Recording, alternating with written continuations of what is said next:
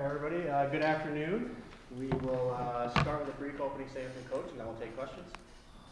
First off, thankful as always to be the head coach at Syracuse University.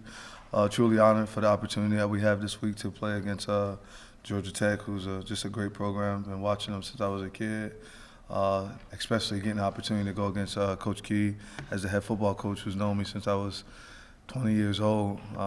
He was a coach at Western Carolina, so been a part of just helping me become successful in communication and words. Buster Faulkner, who I coached with at Georgia, who was the offensive coordinator.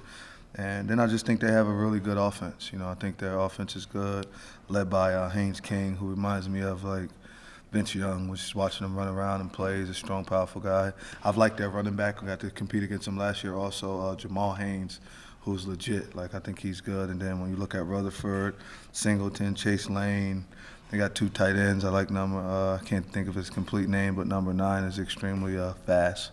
Watching him play. And then on the defensive side, Kyle Efford, Brooks, Harvey, Powell, all those guys can really play, and they're doing really well statistically also. So I think they're a tough football team, and we're going to have a good challenge coming in this week, and I'm excited to get these guys to come to play against us at the Dome. Take questions, just raise your hand, we'll come around with the mics. We'll start right in front with Emily and then Mark right after. Morning, Fran. Do you have an update timeline-wise, injury-wise, on Marlowe Wax and how long he's looking to be out?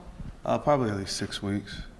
Yeah, we'll get him back in about 6 weeks, so should be good to go. Is it a break? Are you willing to share any more about what the specific injury is? He'll be back in like 6 weeks. Yeah, about 6. Pass it right to Mark next to you. Coach, after watching the film, what did you learn about the play of your defensive line, and what changes, if any, are you going to make heading to Georgia Tech? We just got to be more physical, you know, and then we're playing against Georgia Tech, who's going to show you need to be more physical.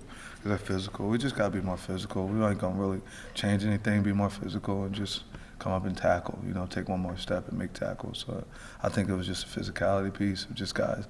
First time getting the goals, a little bit of jitters, but if you go and watch a little bit of the game, we kind of got out of it, get back into it. So I think it's just jitters. If I could just follow up, where do you draw the line or strike the balance between keeping your best players on the field and rotating players in and out? Where do I draw the line of that? Where you can help us win? You know, I mean, I don't think there's a big of a difference sometimes when it comes to a 1 and a 2, unless they're just that type of guy that you know going to play on Sunday.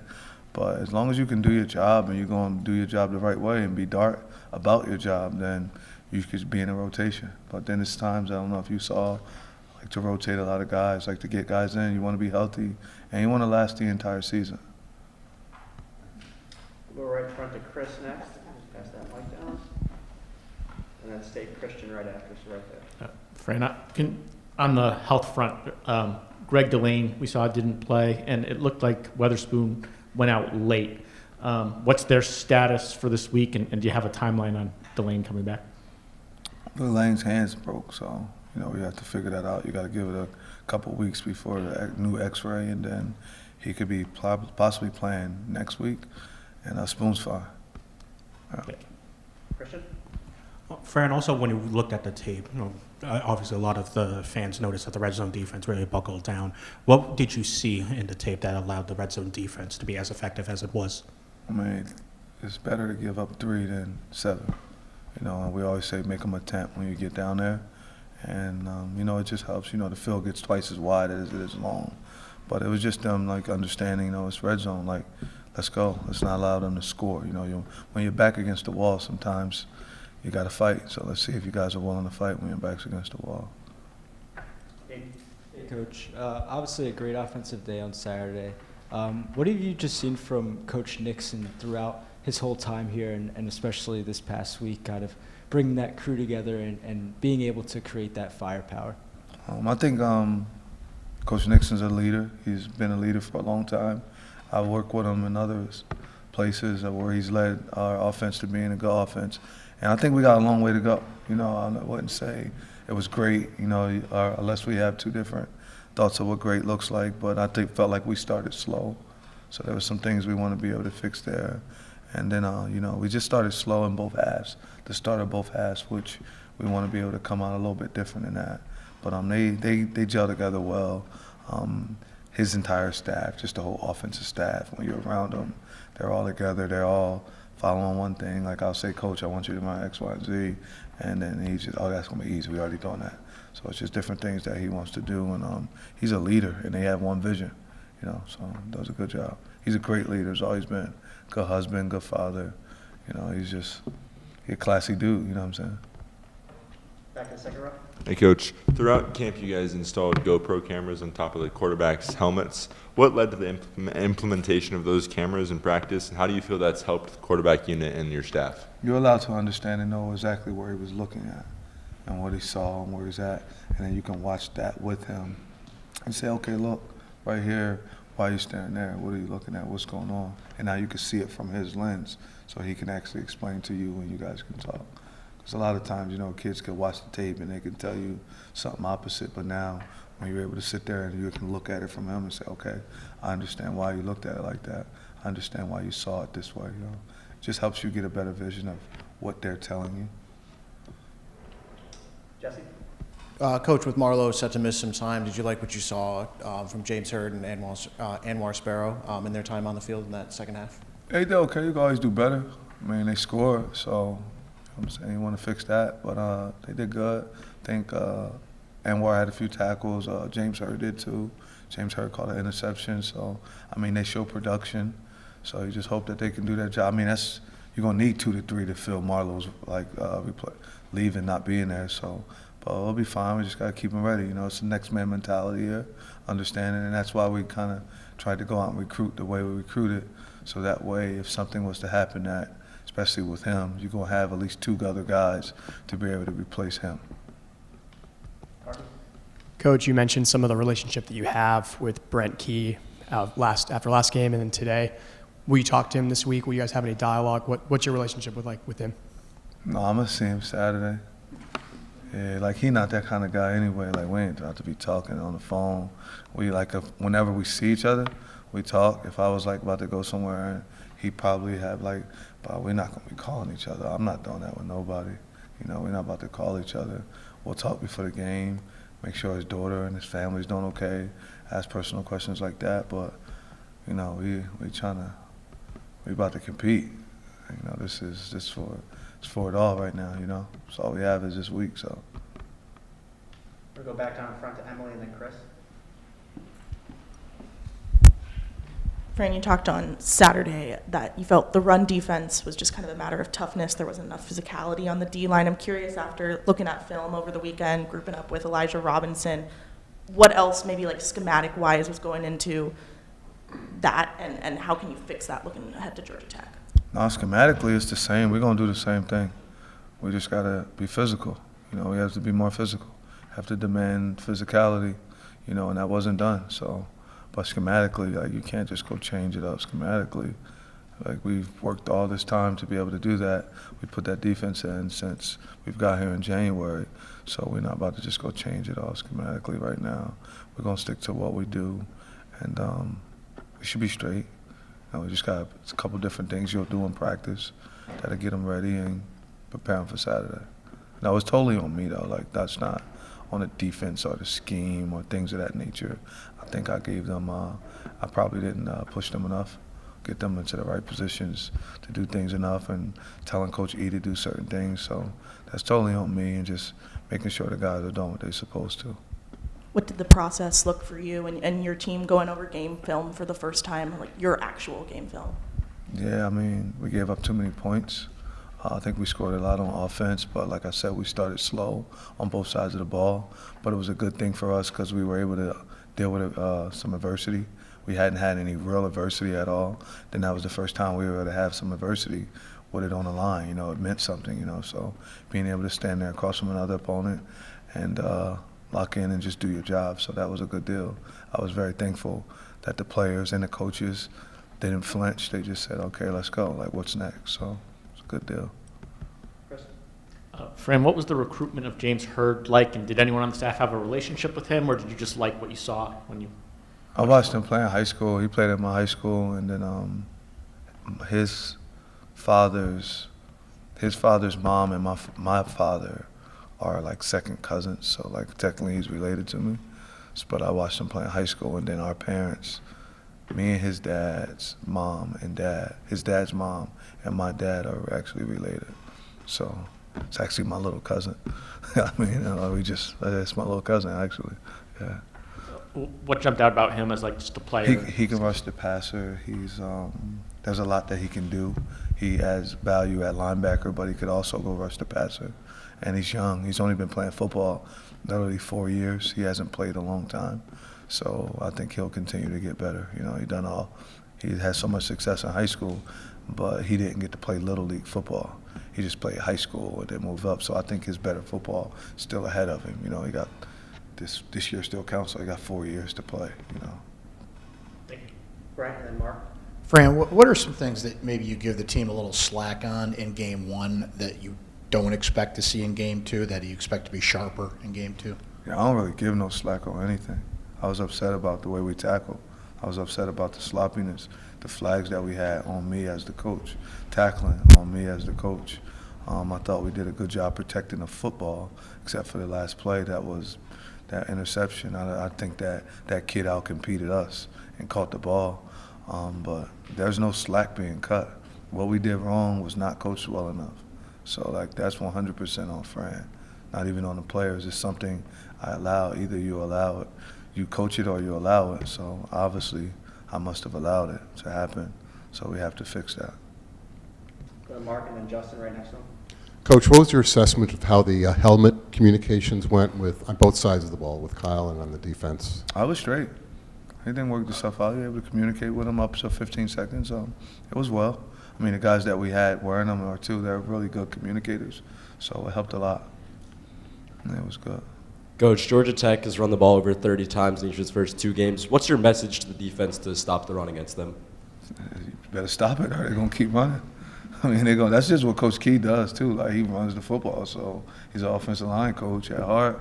So he's gonna try to run the ball. I mean, he's gonna try to come in here and see if they tougher than us. So he's gonna run the ball, stop the run, or they'll keep running it over and over again.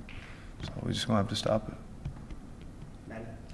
Coach, Kyle talked after the Ohio game just that there was so much preparation heading into that first game of the season. There was a lot of nerves. Now that that game's over, you have a week to prepare for Georgia Tech. What is the team's mentality? What's your mentality, to prepare this week heading into Saturday? We're just focusing on Monday, honestly. I can't wait to practice.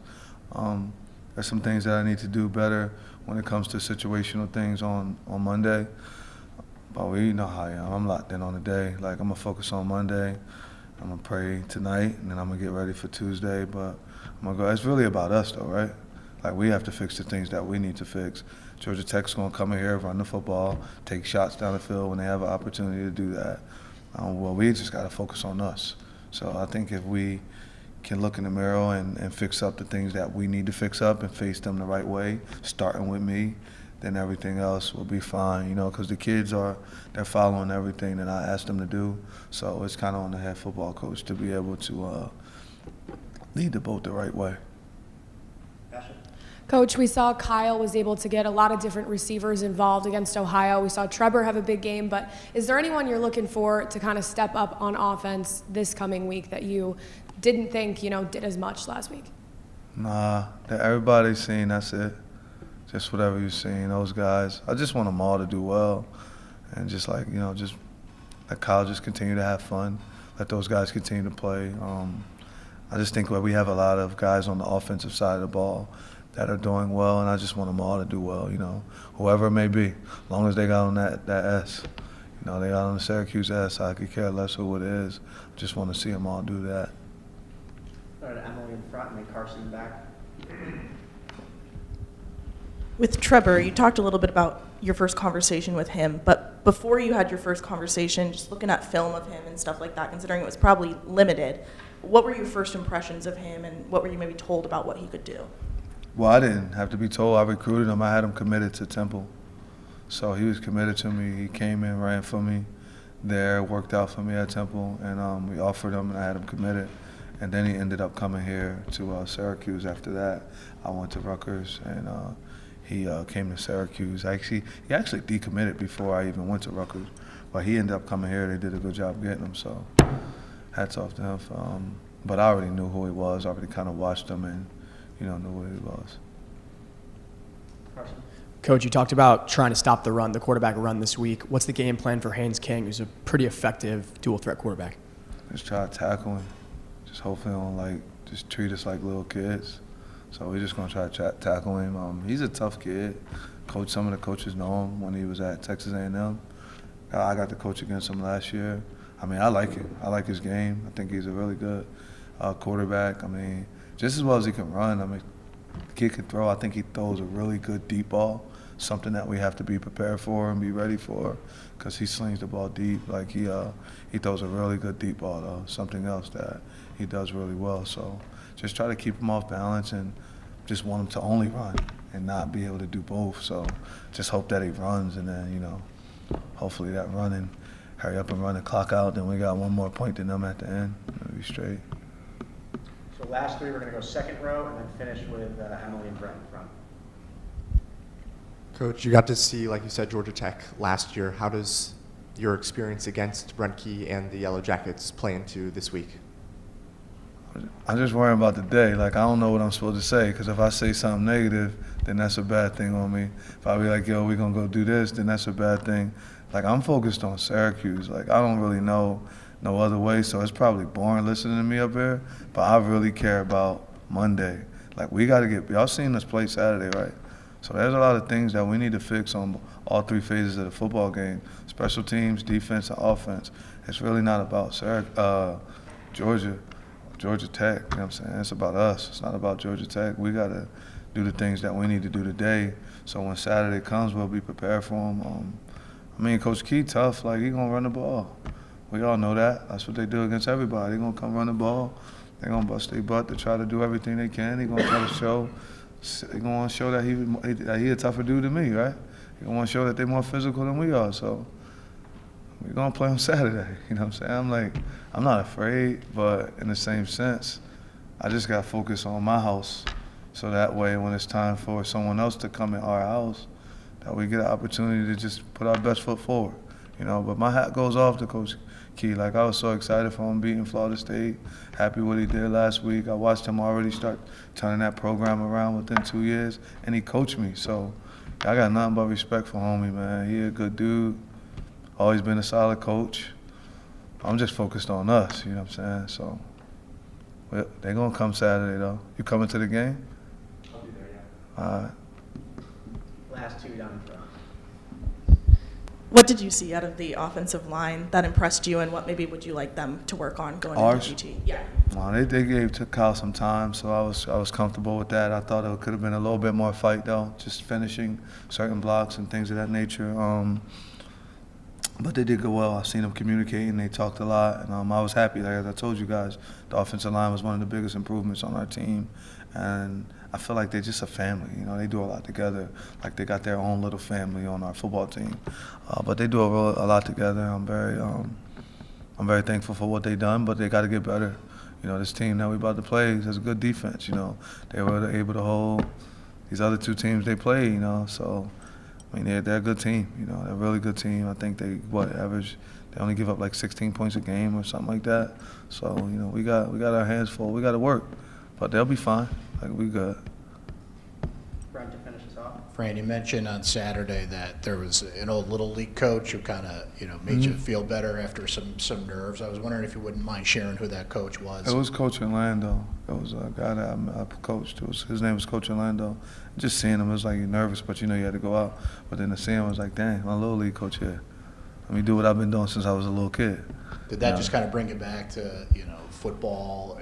No, I was more good so memory or anything. No, I was more so just thankful that they came up here. I was like, dang, you came all the way up here from travel here from Camden, New Jersey, to come see us play, and it just gave me an insight of just understanding how the fans and how people were behind us.